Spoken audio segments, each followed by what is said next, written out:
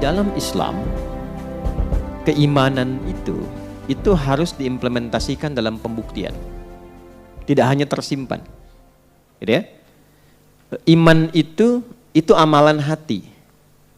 Diketahui hati punya amal kalau dibuktikan lewat perilaku. Dan itu setiap amalan hati begitu rumusnya. Contoh, cinta itu bagian dari amalan hati. Bagaimana diketahui adanya cinta? Lewat perilaku, lewat ekspresi. Ayah dan ibu cinta pada anak. Dari mana tahunya ayah dan ibu cinta dan sayang kepada anaknya? Ketika ayah dan ibu mengeluarkan ekspresinya. Merawat, menyayangi, memeluk, memberikan kebutuhan, mengarahkan pada yang baik-baik. Itu cinta namanya. Jelas? Demikian suami, istri, dan seterusnya. Anak ke orang tua, demikian. Nah, iman itu amalan hati yang paling tinggi. Dan itu sudah sepakat bahkan dalam konteks kehidupan kemanusiaan. Dan dihargai sebagai hak yang pertama itu. Menjadi hak, keimanan itu hak pertama. Implementasinya dalam beragama. Di kita alhamdulillah masuk di pasal 29 ayat 2. Ya kan? Negara menjamin kemerdekaan tiap-tiap penduduk untuk memeluk agamanya masing-masing dan beribadah menurut agama dan kepercayaannya itu. Ya, kepercayaan itu iman di situ. Dan itu dibawa ke semua bagian dari ranah kehidupan berbangsa bernegara. Ya, di Undang-Undang Sisdiknas misalnya, ya nomor 20 tahun 2003 itu di pembukaan, di bagian yang kedua itu Undang-Undang Dasar tahun 1945, ya. Kemudian mengamanatkan kepada pemerintah untuk ya menghadirkan satu sistem pendidikan yang meningkatkan keimanan dan ketakwaan pada Tuhan Yang Maha Esa serta akhlak mulia. Kalau masuk di tentara, ya di TNI ada Sabta Marga tuh 7 tuh. Ya, nanti Sabta Marga yang ketiga itu menyertakan keimanan di situ. Jadi satu, kami warga negara Indonesia itu kan yang bersendikan Pancasila. Yang kedua, jadi patriot. Yang ketiga, jadi kesatria. Jadi tentara itu bagian keempat Sabta Marganya. Kami kesatria Indonesia ya yang beriman tuh kepada Tuhan Yang Maha Esa ya serta menegakkan kebenaran, kejujuran ya dan keadilan. Itu ada iman di situ. Jadi negara kita itu bukan negara agama tapi menjalani kehidupan berbangsa dan bernegara dengan dasar-dasar agama. Jelas ya? Nah, jadi kita bersyukur. Halo, kenapa bengong? Ya. Nah, jadi saya ingin katakan iman itu butuh apa? Pembuktian. Nah, itu baru amalan hati. Kalau terpendam, itu amalan hati. Dari mana taunya beriman? Dari mana taunya ada cinta? Dari mana taunya ada rasa? Kan ada ekspresi. Ya, saya lihat nih ada wajah-wajah single kan di sini. Ya kan? Kan ada rasa misalnya ingin bersatu, gitu kan? Ada rasa mencintai, dibuktikan kan? Pertama lewat apa? Hah? Lewat lamaran kan? Ya kan? Ta'aruf kan? Tak kenal maka ta'aruf, tak sayang. Ta'aruf, kenal itu tidak harus selalu sayang, ya. Ibu kenal dengan suami tetangga, kan tidak harus sayang.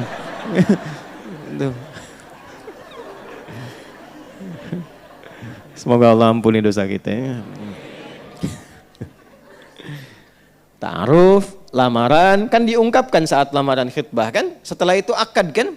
Nah, akad itu perwujudan yang paling tinggi untuk mewujudkan rasa kasih. Kan setelah lita'arafu, baru kemudian wa'atun nisa as-sadaqatihinna nihla, baru kemudian akad kan? Kan Quran surah 49 ayat 13, pindah ke Quran surah 4 ayat 4, pindah Quran surah 30 ayat 21 kan? Ke pernikahan. Nah, ungkapan ekspresinya itu lewat akad dalam nikah. Makanya sering sekali saya tekankan, kalau ada anak muda datang kepada anak ibu hanya mengatakan, aku mencintai putra ibu, gak usah dengarkan, abaikan aja.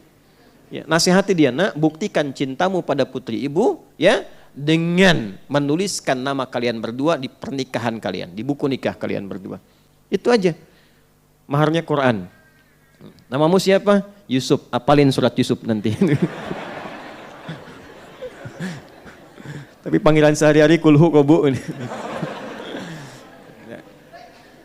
Nah, iman begitu.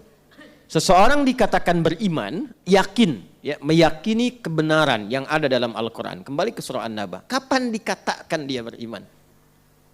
Bukan sekedar cuma yakin, saya yakin Quran benar. Ya, semua orang Islam standarnya akan mengatakan Quran benar. Tapi bagaimana seorang muslim dikatakan benar-benar beriman? Karena di Quran itu ada muslim, ada mukmin, berbeda.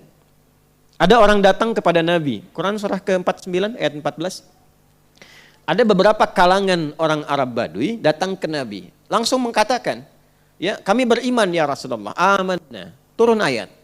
Mengonfirmasi langsung dari Allah. Ya, karena kan pemilik hati siapa? Allah. Yang tahu isi hati kita siapa?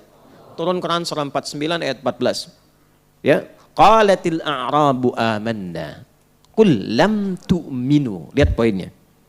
Walakin qulu aslamna walamma yadkhulul imanu fi qulubikum. Sementara sebagian kalangan orang Arab Badui datang mengatakan kepada Nabi Muhammad SAW, kami telah beriman.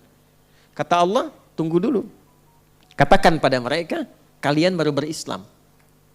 Apa syarat Islam pertama? Syahadat kan? Asyhadu an la ilaha illallah wa asyhadu anna Muhammadan. Itu diucapkan oleh apa? Lisan. Nah, yang diucapkan di lisan ini turun ke kolbu enggak? Gitu. Kalau turun ke kolbu, nanti ada pembuktian. Makanya nanti Allah turunkan perintah-perintah dan larangan-larangan untuk membuktikan sudah ada iman atau belum. Untuk diekspresikan lewat bagian tubuh kita. Nah, itu pembuktiannya lewat amal. Amal yang didorong oleh iman itu yang disebut dengan amal soleh. Karena itu setiap perbuatan kita diatur, didorong oleh iman, dibuktikan. Maka turunlah kemudian perintah-perintah Allah yang disebut dengan ibadah itu. Ibadah itu sejatinya untuk menguji kita tuh punya iman atau enggak. Katanya beriman. Pembuktiannya apa? Maka turun ibadah. Nah, apa ibadah yang terkait dengan pembenaran Quran yang tadi kita tuliskan pada bagian yang pertama? Ya, meyakini kebenaran Al-Quran. Bagaimana prakteknya? Maka pembuktiannya dengan mengamalkan apa yang terkandung dalam Al-Quran itu sesuai dengan kemampuan kita selama berkehidupan. Karena itu oleh Allah Quran tidak hanya disebut sebagai bacaan, tapi disebut sebagai pedoman hidup. Nah, pedoman hidup. Dalam bahasa Arab, bahkan bahasa Al-Quran disebut dengan hudan namanya. Tuh. Jelas? Ya, Quran surah kedua ayat 185. Syahru Ramadhan alladzi unzila fihil Quran. Hudan. Tuh.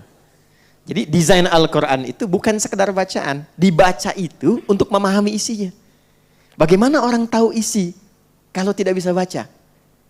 Jadi baca itu adalah gerbang untuk mengetahui isinya. Dengan tahu, dipahami, diamalkan. Itu konsep dasarnya. Jadi ketika dikatakan pada bagian pertama perintah Al-Quran, kan? Tadi satu ya, perintah Al-Quran untuk meyakini seluruh kebenaran yang terkandung dalam Al-Quran. Nah, garis bawahi kata meyakini di situ. Iman, meyakini pada Quran, bukan sekedar yakin Quran itu benar. Tapi butuh pembuktian. Pembuktiannya adalah dengan cara mencoba membaca, memahami pedoman Al-Quran ini dan mempraktekkan sesuai dengan kemampuan kita dan maslahat hidup kita selama kita berkehidupan. Itu dasarnya.